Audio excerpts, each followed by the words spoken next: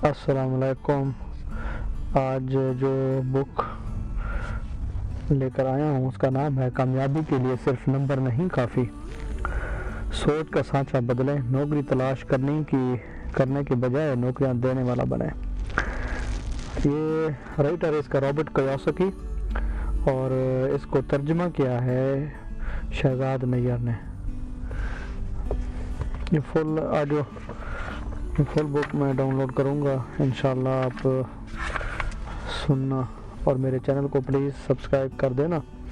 سب سے پہلے اس کو جس نے ترجمہ کیا ہے اس کے بارے میں وہ لکھتا ہے کہ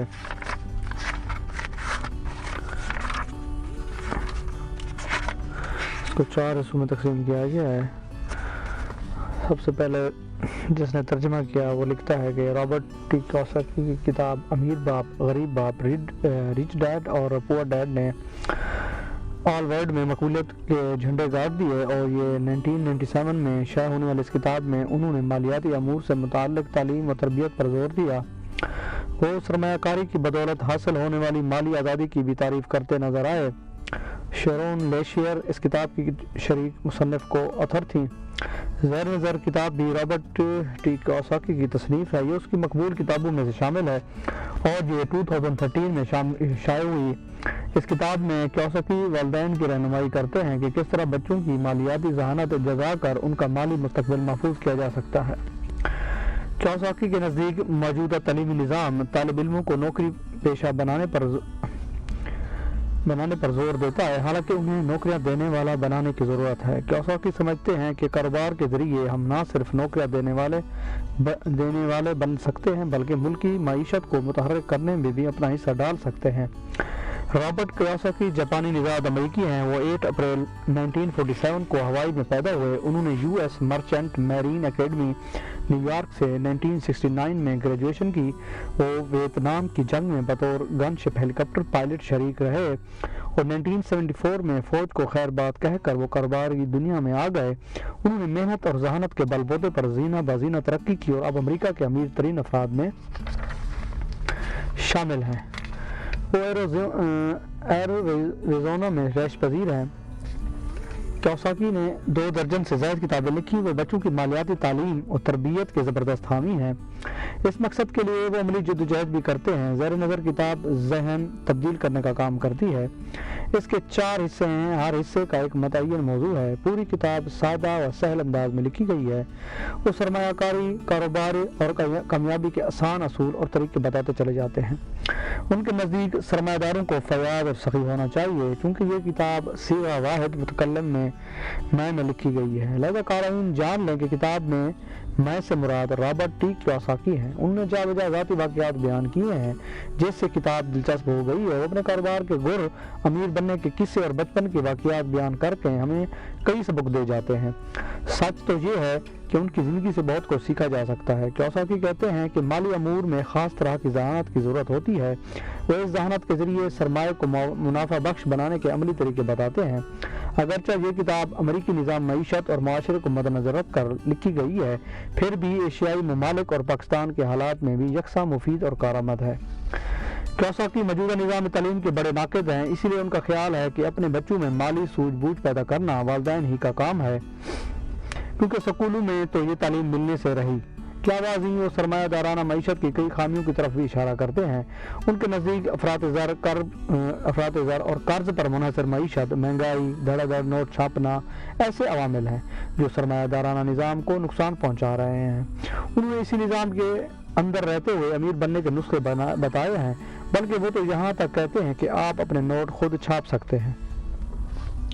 کتاب کا وہ حصہ خاص طور پر اہم ہے جہاں انہوں نے آمدنی کی اقسام بتائی ہیں اور سرمایہ کو آمدنی میں بدلنے کے طریقے گنوائے ہیں۔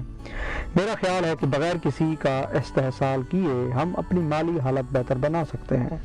کتاب کو انگریزی سے اردو میں ترجمہ کرتے وقت میں نے کوشش کی ہے کہ تحریر عام، فہم، سہل اور رواں ہونے کے ساتھ ساتھ درست اور دلکش بھی ہو تاکہ دل نشین ہو سکے۔ کئی مقامات پر فوٹ نوٹ ذریعے مزید وضاحت کر دی ہے تاکہ قارئین کو بات سمجھنے میں سہولت رہے۔ بعض جگہوں سے بار بار دہرائی جانے والی باتیں حذف کر دی گئی ہیں تاکہ قارئین تکرار مطالب سے بچے رہیں۔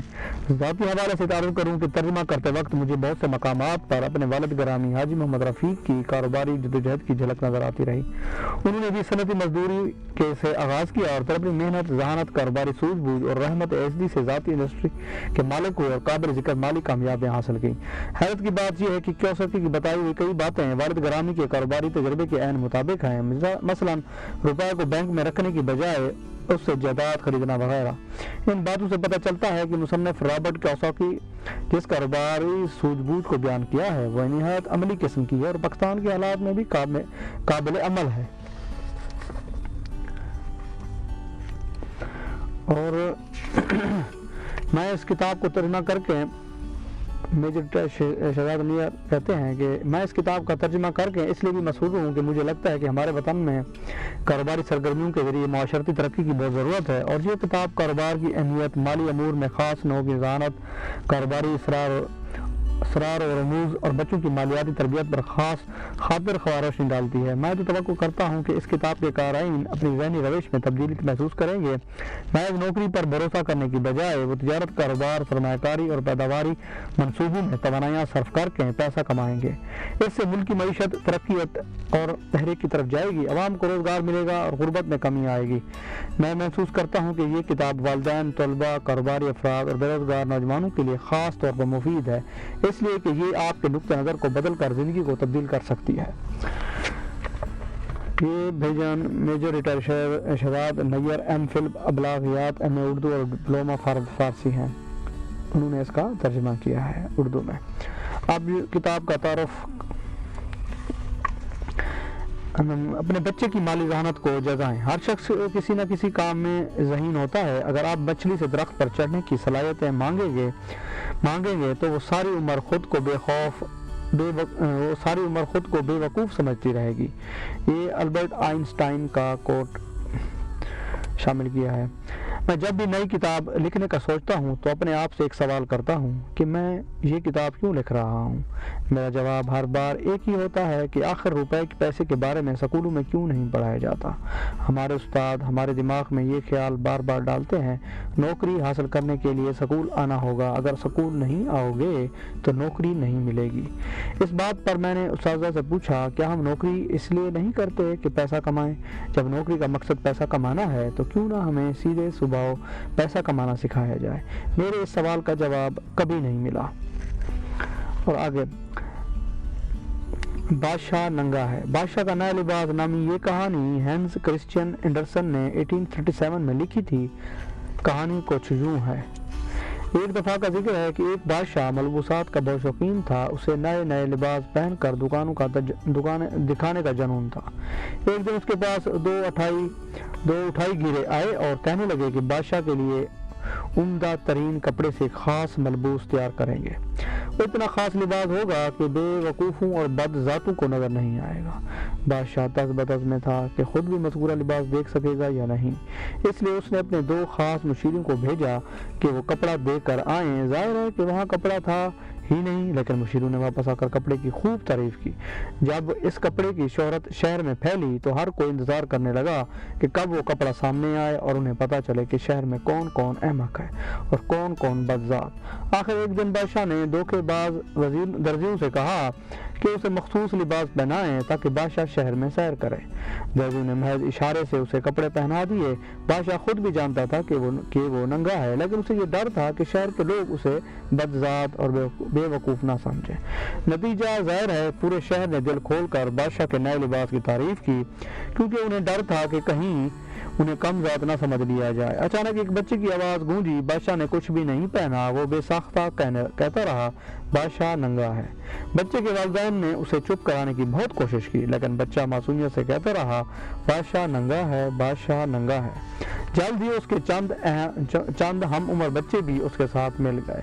تھوڑی دیر بعد چند بڑوں نے بھی بچوں کا ساتھ دیا اور پورا شہر کہنے لگا کہ بادشاہ خود بے وقوف ہے اور ہمیں بے وقوف بنانا چاہتا ہے۔ اور آگے سرخی ہے، امریکی دراصل کیا چاہتے ہیں۔ इसी उन्वान की अपनी किताब में मारूफ सर्वे निगार डॉक्टर फ्रांक ने अवाम से सवाल किया, अगर आपको इख्तियार दिया जाए तो आप अरबपति कंपनी के मालिक बनना चाहेंगे या चीफ एग्जीक्यूटिव ऑफिसर यानी CEO? 86% ने कहा कि वो कंपनी के मालिक बनना चाहेंगे। यूं कह लें कि लोग कारोबार के मालिक बनना चाहते हैं, लेकिन अमरीकी निज़ाम तालीम उन्हें मुलाजिम बनाने पर तुला हुआ है। यही वजह है कि वालिदैन बच्चों से कहते हैं कि तालीम हासिल करके अच्छी मुलाजमत करो। बहुत कम वालिदैन ये कहते हैं कि तालीम हासिल करके कारोबार करो और लोगों को मुलाजमतें दो। एक कारोबारी शख्स और एक मुलाजमत पेशा शख्स की महारत में ज़मीन और आसमान का फ़र्क होता है। मसला ये है कि कारोबार करने की महारत स्कूल में सिखाई ही नहीं जाती। डॉक्टर फ्रांक ने सर्वे के जरिए मालूम किया कि उसे 70% मुलाजमीन अपने कारोबार करने के बारे में सोचते हैं, लेकिन महज चंद ही ये रिस्क लेने को तैयार होते हैं। मालियाती तालीम की कमी की वजह से बहुत से लोग सारी ज़िंदगी मुलाजिम ही रह जाते हैं। और दूसरी सुर्खी है MBA को भूल जाएं। डॉक्टर फ्रांक लिखते हैं, हम किस तरह अमरीकी बच्चों को कारोबार की तालीम दे सकते हैं। सबसे पहले तो MBA को भूल जाएं। MBA में बड़ी कंपनी की मुलाजमत करना तो सिखाया जाता है, लेकिन अपना कारोबार शुरू करने पर कुछ भी नहीं बताया जाता। अमरीकी ख्वाब का कत्ल। अमरीकी लोग हमेशा से कारोबार करना चाहते हैं। बहुत से लोग नाकाबिल तसव्वुर मुश्किलात से गुजरकर अमेरिका की सरजमीन पर पहुंचते रहे हैं। इनमें से कुछ तो यूरोप के ज़ालिमाना बादशाही निज़ाम से भागकर अमेरिका पहुंचे और कुछ कम्युनिस्ट आमरों की सख्तियों से घबरा कर हिजरत पर मजबूर हुए। इन सब की मंजिल एक थी, अमरीकी ख्वाब, वो ख्वाब जो उनका अपना था। अमरीकी ख्वाब है क्या? डॉक्टर फ्रांक के अल्फाज में, कम सरमाए से कोई कारोबार शुरू करना और फिर उसे मेहनत करके इतना बड़ा करना कि उसका शुमार मुल्क के बड़े कारोबारी इदारों में हो। मसला ये है कि हमारे स्कूल ये ख्वाब भुला बैठे हैं। अब स्कूल सिर्फ A ग्रेड तलबा पैदा कर रहे हैं या फिर वो B तलबा पैदा कर रहे हैं, यानी ब्यूरोक्रेट्स। बिल्कुल भी C तलबा पैदा नहीं कर रहे, यानी C कैपिटलिस्ट्स। हालांकि यही C ग्रेड तलबा जो कारोबारी रास्ता इख्तियार करके बहुत सी नई नौकरियां पैदा कर रहे हैं। किसी भी कारोबारी फर्द से पूछ लें, वो बताएगा कि ब्यूरोक्रेसी नए कारोबार की राह में रोड़े अटकाती है। दरअसल इनका सरमायाकारी के साथ रवैया ही दुरुस्त नहीं होता। सरमायादार से नफरत। 2008 में हॉफमैन फाउंडेशन ने डॉक्टर फ्रांक की खिदमत हासिल की। मकसद ये था कि सर्वे के जरिए मालूम किया जाए अमरीकी अवाम सरमायादारियत के बारे क्या राय रखती है। सर्वे के बाद ये नतीजा निकला, ये बताना मुश्किल है कि लोगों में कारोबार के लिए एहतराम ज़्यादा है या CEO के लिए नफरत। नवंबर 2012 में बेकरी आइटम बनाने वाली मारूफ कंपनी होस्टेस ब्रांड्स ने अपने दिवालिया होने का ऐलान कर दिया। कंपनी के चीफ एग्जीक्यूटिव के मुताबिक मजदूर यूनियन की जानिब से ज़्यादा तनख्वाहों और सहूलियात के मुतालबात की वजह से बिल आखिर कंपनी बंद करनी पड़ी। इससे 18,000 से ज़ायद कारकुन बेरोजगार हुए। दूसरे लफ्ज़ों में 72,000 अफराद मुतासर हुए, क्योंकि औसतन एक फैमिली 4 अफराद होते हैं। इस मसले के बायस इन 72,000 अफराद से जुड़े हुए कई और दुकानदार का बिजनेस भी मुतासर हुआ। बाद में जाकर ये हकीकत खुली कि इस कंपनी का CEO और दीगर आला ओहदेदार अपने तनख्वाहों और मराआत पर लाखों खर्च कर रहे थे। इसलिए किसी को हैरानी नहीं होनी चाहिए कि आम लोग CEO को अच्छा नहीं समझते। यहाँ एक और सवाल उठता है, क्या बिजनेस स्कूल यही सिखाते हैं कि CEO बनकर भारी तनख्वाह लो? CEO दरअसल सरमायादार नहीं होता। मैं इस किताब में आगे चलकर बताऊंगा कि क्यों CEO हकीकी सरमायादार नहीं होता। दरअसल CEO असली सरमायादार की खातिर काम करता है। असली सरमायादार वो है जो कंपनी बनाता है। मसलन Steve jobs, Thomas Edison, Walt Disney, mark Zuckerberg वगैरह। निहायत दिलचस्प बात है कि एडिसन और डिज्नी ने हाई स्कूल की तालीम भी मुकम्मल नहीं की थी। जॉब्स और मार्क ज़करबर्ग ने कॉलेज का इम्तिहान भी पास नहीं किया था। होता यह है कि हमारे स्कूलों के A ग्रेड तलबा हमेशा मुलाजमत को तरजीह देते हैं और खुद सरमायाकारी नहीं करते। इस तरह ज़हीन तलबा कभी भी हकीकी सरमायादार नहीं बन पाते।